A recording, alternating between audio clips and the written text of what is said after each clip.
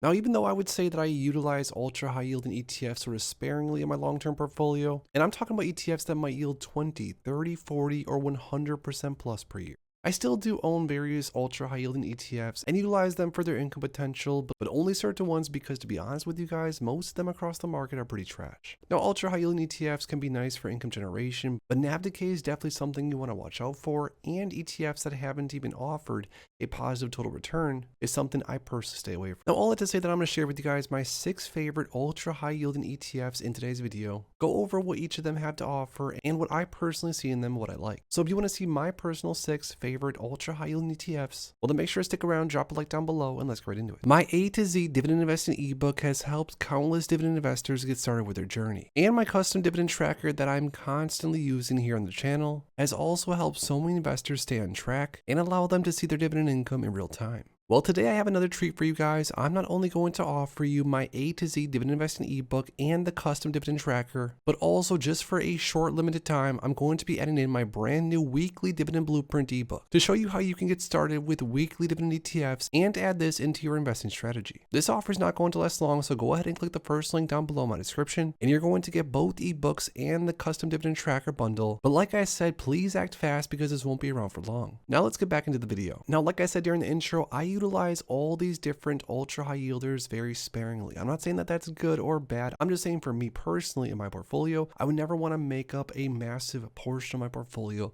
with any of those names. But that being said, lots of other investors do that and all power to them. But the first ETF that offers an ultra high yield and that I personally hold on to some shares in my portfolio is MSTY, or the yieldmax MSTR option income strategy ETF. Now, MSTY obviously references MSTR, or MicroStrategy, which is extremely volatile. I mean, MicroStrategy can be up or down a large amount in just a single day, which is partially why this ETF is able to generate so much income because of the implied volatility. Now, the distribution rate for MSTY is 142%, and the most recent distribution, which is paid on a monthly basis, was over $2.37, and that's per share. Now, ETFs like these ones are going to pay a different amount on an ongoing basis, depending on things like implied volatility during certain timeframes, etc.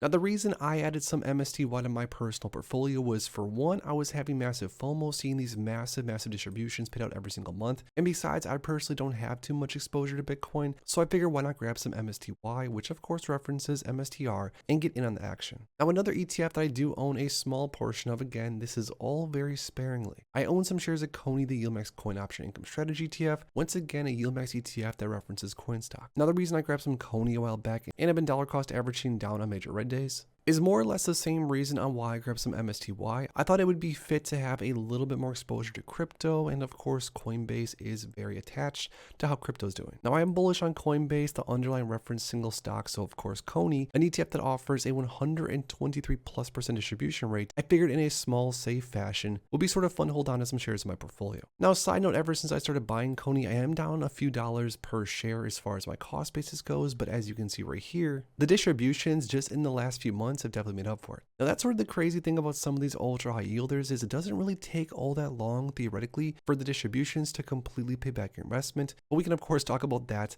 and the strategy involved in that in a different video. Now, CONY just has recently paid me 73 cents per share. That is a massive distribution, especially knowing how much a share of CONY costs right now. I mean, just in the last 4 months alone, this ETF has distributed over $2, which already pays you back a nice portion if you bought CONY, let's say 6 months ago. Now, just like the rest of these names, I would never, ever hold on to a massive amount of CONY personally, but in a small fashion, it's been a lot of fun to hold on to, and the income generation has been outstanding. Another ultra high yielder that I've been buying a lot more as of recently, I actually have this one on an auto buy, so I am grabbing a smaller portion of it every single day. The market's open is BTCI, or the NEOS Bitcoin High Income ETF, which has a distribution rate of around 28%. Now, this fund generates income by writing call options on Bitcoin future ETFs. Now, why in the world did I grab some BTCI?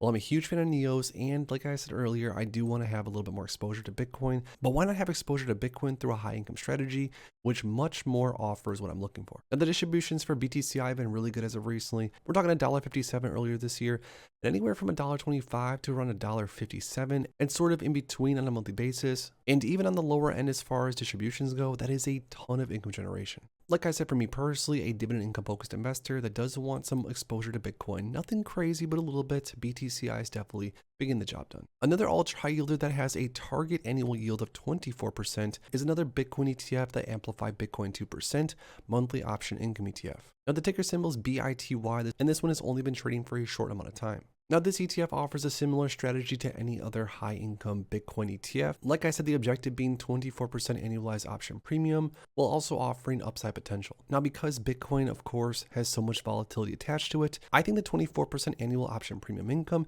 is definitely doable. A few more ultra high yielders that I haven't really been buying much more as of recently, but I do hold on to them, and I've held on to them for a while now, is FEPI, the Rex Fang Innovation Equity Premium Income ETF, which has a 25% distribution rate. This ETF owns big tech and then writes cover calls on those names, which offers enhanced income potential. I mean, 25% yield is no joke. Now, since inception, the actual distributions for FEPI have been anywhere from $1 plus per share per month to as low as like 80 cents or so per share per month. All in all, FEPI has definitely gotten the job done as far as income generation goes. The total return, it hasn't been necessarily amazing, but the ETF is still in my portfolio and is paying me a boatload of income even with my relatively small position. Now, the last ultra high yielder is AIPI, the Rex AI Equity Premium Income ETF, which has a 34-35% distribution rate.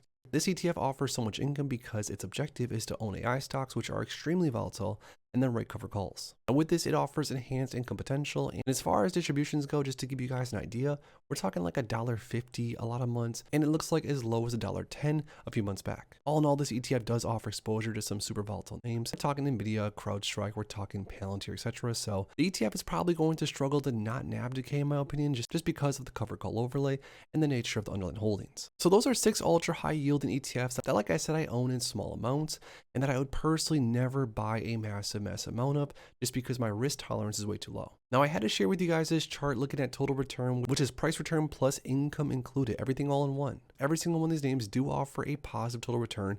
Of course, some much more than others. But before I go, I do have a question for you guys down below. Out of all these ultra high yielders, the 6th favorite of mine, CONY, MSTY, BTCI, BITY, FEPI, and AIPI. Which is your personal favorite and why? Let me know in the comments down below. If you guys enjoyed this video, make sure to please drop a like on it and subscribe for more future content like this. Thanks as always for stopping by, and if you are interested in investing, make sure to check out these recent videos I posted right here.